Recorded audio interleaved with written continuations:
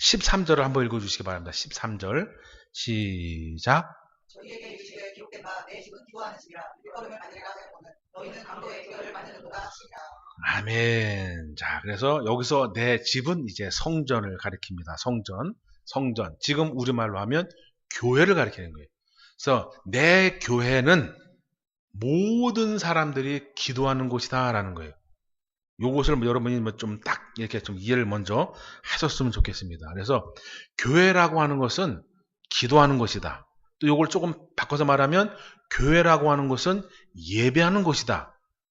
이것이 먼저 우리가 딱 이 신앙 중심에 서셔야 돼요. 그래서 의식 개선이라는 것이 조금 필요하다. 의식 개선. 어떤 거냐면 이런 거예요. 분명히 우리 주님이 그래요. 앞에 막 사람들이 이상한 행동을 하는 걸 보고 야, 내 집은 기도하는 집이야. 내 집은 예배하는 집이야. 근데 너희들 지금 뭐 하는 거야? 뭐 하냐면 장사하는 거예요. 장사. 하나님 앞에 재물을 드릴 때는 내가 집에서부터 준비해서 오는 게 아니라 그냥 털레 와가지고 저거 얼마요? 비둘기 얼마요? 저 양 얼마요? 저 소 얼마요? 그리고 거기서 사는 거예요. 돈도 환전하고. 근데 거기서 파는 장사꾼이 그러면 좋은 거 하느냐? 아니에요. 눈 하나 이렇게 짝짝이 된 비둘기 갖다 놓고 얘가 눈에 뭐가 들어가서 이러는 거예요. 이러고 1,000원짜리를 10만 원씩 파는 거예요.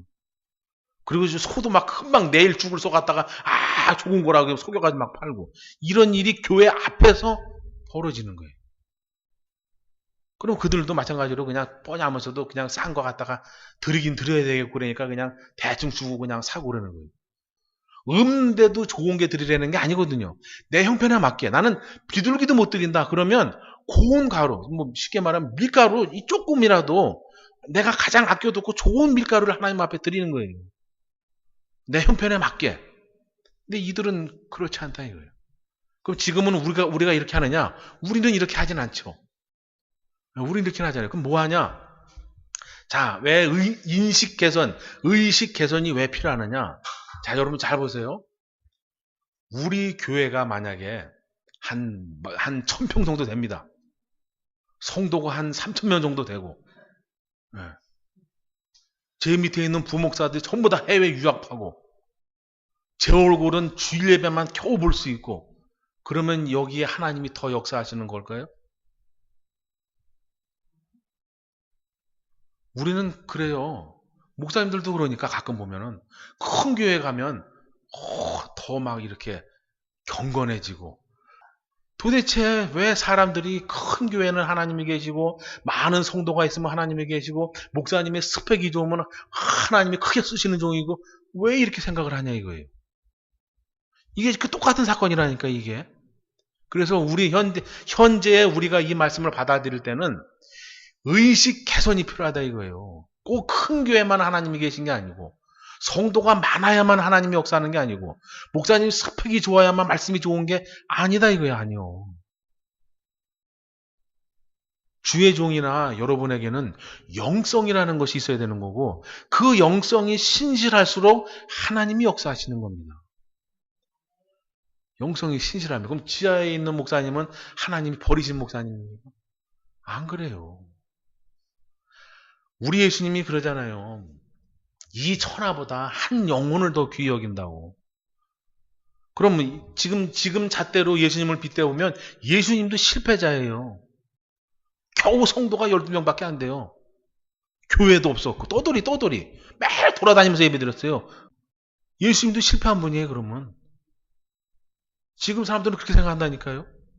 큰 교회만 보이는 게 벌쩍벌쩍한 것만 그 교회 가서 이렇게 막 앞에다 강대상에다 막 꽃 올려드리고 막 저기 헌금 드릴 때도 좋은 거 해가지고 그냥 봉투 넣고 그냥 그 앞에서 그냥 막 이래고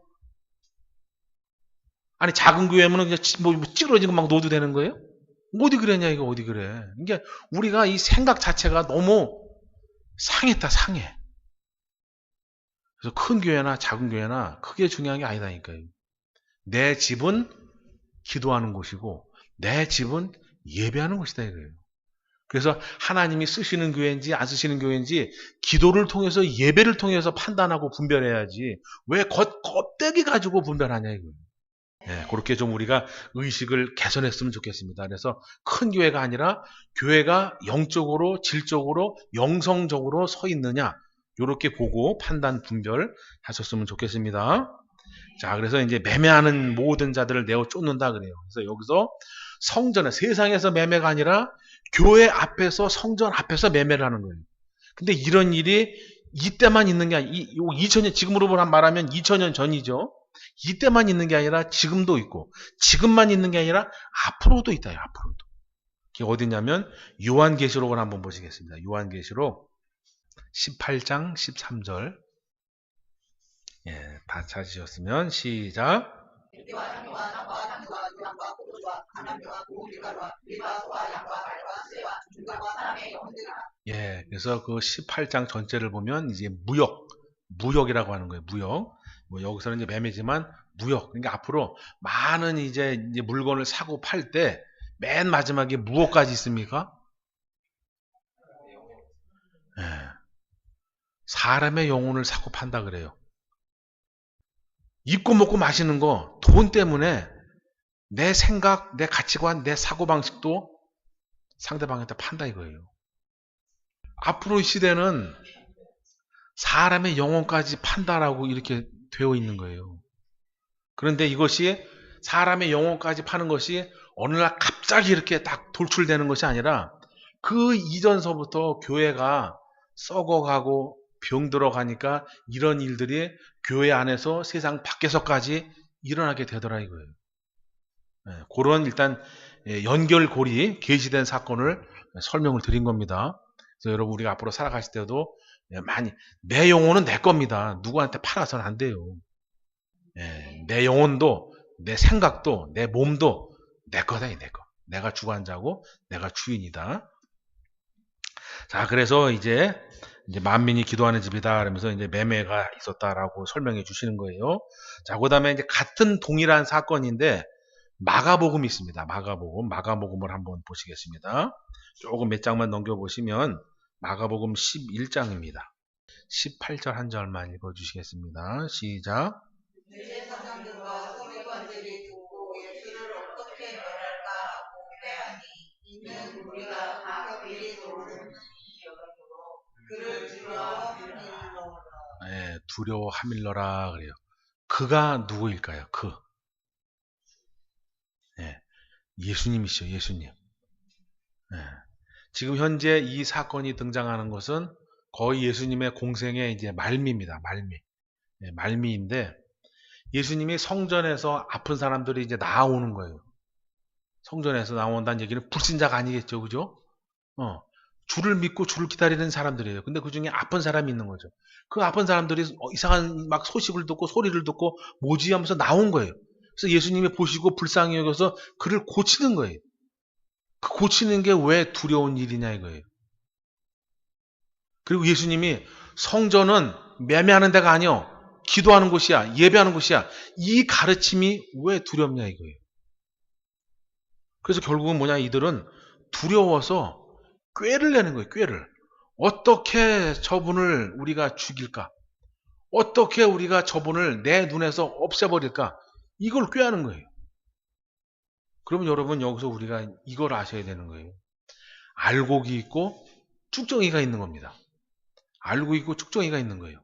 또 어떠한 것을 기다리는 사람이 있고 어떠한 것을 그 기다리는 것 이것을 기다리고 있는데 이것을 다른 것으로 바꿔놓은 사람들이 있어요. 오늘 여기 성전에서 매매하는 이들이 누구냐면 바로 그 장사꾼도 있지만 서기관 바리새인들도 있는 거예요. 우리 예수님은 자 너희가 이제 영혼이 있고 천국이 있고 영생이 있다. 이것을 기다리고 이것을 학수고대하고 이것을 위해서 준비하고 예비하라. 이런 가르침을 계속 주시는 거예요. 그런데 그것을 다른 곳으로 바꿔놓은 사람들이 있어요.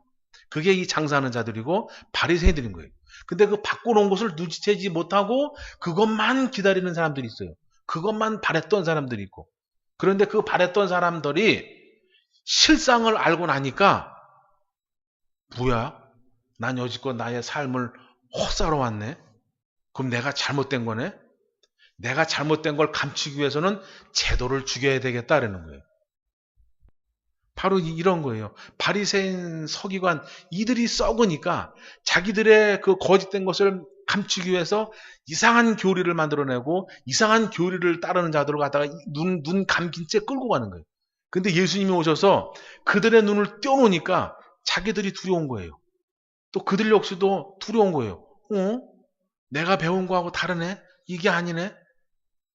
그러면 그 두려움을 우리 예수님은 변화시켜서 기쁨으로 만들어줄 수 있는데 중간에 이 바리새인 사기관들이 껴서 그 두려움을 오히려 조장해서 저분이 잘못된 거야. 저분을 죽이면 되는 거야. 이렇게 하는 거예요. 그래서 여러분에게 드리고 싶은 말씀 뭐냐? 왜 우리가 진실, 진리 안에 있어야 되느냐? 이날에 가서 내가 두려워할 수 있는 그 자리에 있는 사람이 될 수도 있기 때문에 그래요. 진실을 마주하면 그 진실을 기대했고 진실을 알아가고 있는 사람이었고 진실을 맛본 사람이라면 그 진실이 내 눈앞에 나타났을 때 두렵지 않다. 자, 여러분 성전에서 매매하는 것 중에 지금 현 시대에 성전에서 매매하는 것 중에 가장 큰 게 뭐냐 하면 복. 성경에서 복이 있습니다. 우리 주님도 복을 말씀해 주시고 심지어는 예수님도 9가지의 복을 말씀해 주세요. 9가지의 복을. 그거 외에도 9가지의 복을 기본으로 해서 파생되는 수만 가지의 복이 있는 거예요. 그래서 우리 신앙이들은 이 복을 받아야 되고 이 복을 누리고 살아야 되는 거예요. 그런데 여기서 장사하는 이들, 이 서기관 바리새인들은 이 복을 글자는 그대로 가져오되 의미를 바꿔버리는 거예요. 의미. 또는 뜻을 바꿔버리는 거예요. 이 복은 예수님을 통해서 누리고 예수님을 통해서 누리면서 그 말미는 뭐냐? 천국이란 말이에요. 천국. 이 복의 결국은 천국인 거예요. 내가 이 시대의 복을 누리며 살면 그 복을 누리다가 쌓이다가 나중에 눈 떠 보면 천국이라니까요. 그래서 여기서도 복을 누리고 천국에서도 복을 누리는 거예요. 그런데 이 복을 이 장사하는 인간들은 이 복을 하늘의 복이 아닌 땅의 복으로 바꿔버리는 거예요. 땅의 복으로. 그래서 땅의 복을 누리고 사는 자들은 나중에 이 복에 만취가 돼서 내 영혼을 팔기까지 하는 거예요. 조금이라도 더 그 복을 누려보려고. 그게 지금 이 장사하는 인간들이고 바리새인 사기관 서기관들이고. 그래서 절대 이 우리 주님이 주시는 복은 하늘의 복이지 이것을 바꿔서 땅의 복으로 만들면 안 된다 이거예요. 땅의 복은 결국 뭐냐? 썩어지는 복이고 이 땅의 복의 실상은 뭐냐? 결국은 돈인 거예요. 돈. 모든 하나님의 복을 돈으로 다 바꿔버리는 거예요. 그러니까 교회가 커야 하나님의 복을 받은 거고 사람이 많아야 하나님의 복을 받은 거고 목사님의 스펙이 좋아야 복을 받는 거고 목사님이 세상에서 막 종교적 권력이 있어야 복을 받은 거고 이렇게 생각하는 자체 이 자체가 이 의식, 이 인식이 전부 다 잘못된 거예요. 이걸 쌍그리 다 고쳐버려야 되는 거예요. 제가 늘 말씀드리잖아요. 영혼이 잘 되면 범사가 잘 된다. 진정한 하나님의 복을 누리면 돈도 따라온다니까요. 따라와. 그런데 이걸 아예 자체를 바꿔버리는 거예요. 바꿔버려요. 그런데 지금은 근데 이들의 실체가 드러나지 않지만 계시록 시대 가면 요것을 바꿔놓은 교리적으로 바꿔놓은 이들의 실체가 드러나는 거예요. 그럼 그때는 자기 실체가 드러날까봐 자기의 가르침을 받았던 사람들을 더 유혹시키는 거예요. 공포를 조장하고 그래서 진실한 성도들을 갖다가 괴롭히기 시작하는 거예요. 예수님을 괴롭히는 것처럼. 그래서 우리는 그래서는 안 된다. 그래서 저와 여러분들만큼이라도 복은 받아야지. 하나님이 주시는 복. 썩지 않는 복. 할렐루야. 그래서 진정한 복을 여러분이 깨달아 알아가실 때 그때 내가 살면서 소소하게 육신적으로 무언가를 구해도 하나님이 주시는 거예요. 그런 것처럼 내가 하나님의 능력을 제대로 알고 그 능력을 갖다가 내가 이 세상에서 풀어낼 수 있으면 하나님이 나에게 더 그 외에도 내가 생각지 못한 것까지도 소소하게 다 주신다라는 그런 논리가 된다. 이게 논리가. 그러니까 굳이 이걸 달라가 아니라 우리는 하나님이 주시는 진정한 복을 달라고 기도하시면 되겠습니다. 그래서 우리 주님이 그러잖아요. 내 집은 만민이 기도하는 집이다. 저와 여러분이 기도하셔야 된다. 기도를 하셔야 된다. 기도 이거 달라고. 하나님 저의 복인지 나의 복인지 하나님의 복인지 잘 모르겠으니까 먼저는 하나님의 복임을 깨달을 수 있는 지혜를 주시고 그 다음에 그 지혜가 있으면 하나님 나에게 참복을 주시사 하나님의 사람으로서 복을 누리면서 살 수 있게 해주세요. 이런 기도를 교회 오셔서 하셔야 되는 거예요. 예, 이제 예배 드리는 것도 중요하지만 여러분이 오셔서 제일 먼저 하시는 기도가 바로 그 기도예요. 첫 번째가 하나님의 참복을 누리게 해달라고 또 참복을 깨닫게 해달라고 이렇게 기도하시고 또 그거에 더 가깝게 가시려면 우리가 회개라고 하는 기도 한 주간 살아오시면서 우리가 알게 모르게 이제 지은 죄들이 상당히 있습니다. 그래서 그런 죄들을 또 깨닫게 해달라고 기도하셔서 그런 죄들을 기도하는 거예요. 그러면서 이 예배가 나에게 진정으로 하나님의 은혜로 다가오게 됩니다. 그래서 교회라고 하는 것은 하나님의 복이 풍성하고 또 회개라고 하는 그 진정한 회개가 풍성한 교회가 살아있는 교회고 하나님이 역사하시는 교회예요. 할렐루야. 그럴 때 내가 미처 생각하지 못한 부분까지 하나님이 은혜를 주십니다. 자, 그 다음에 이제 요한복음에도 똑같은 사건이 있는데 요한복음 2장 17절입니다. 거기도 한번 보고 조금 설명하고 마치도록 하겠습니다. 요한복음 2장 17절 시작. 제자들이 성경 말씀에 주의 전을 사모하는 열심히 나를 삼키리라 한 것을 요구하더라. 아멘. 자, 이 말씀은 이제 어디 것을 기억하는 거냐면 시편에 있는 말씀을 기억하는 겁니다. 자, 시편 69편 9절을 한번 또 읽어보시겠습니다. 네, 시작. 주의 집을 위하여 열정이 나를 삼키고 주를 향하는 회방이 내게 미쳤나이다. 아멘. 그래서 주의 집을 위하는 열성이 나를 삼켰다. 그래서 이 말씀을 아까 이제 요한복음에서는 주의 전을 사모하는 열심이 나를 삼킨다는 거예요. 그래서 우리 주님이 했잖아요. 야, 주의 전을 사모하는 게 아니라고. 주의 전은 기도하는 곳이고 예배하는 곳이야. 왜 자꾸 그 전, 그 제사, 그 제물, 왜 제밥에만 또 관심이 있냐 이거야. 도대체 나의 뜻이 주객이 전도됐다 이게 주객이 전도돼. 그래서 지금 현재도 교회 외형을 신경 쓰는 그런 교회, 그런 목자, 그런 성도는 다 잘못된 거예요. 다 잘못된 거예요. 그래서 여기서 뭐예요? 열성이 삼켰다, 회방하는 것이 나를 회방한다는 거예요. 그래서 하나님의 말씀은 진짜 이 복인데 이 복을 썩어질, 없어질 땅의 복으로 바꿔버리는 거예요.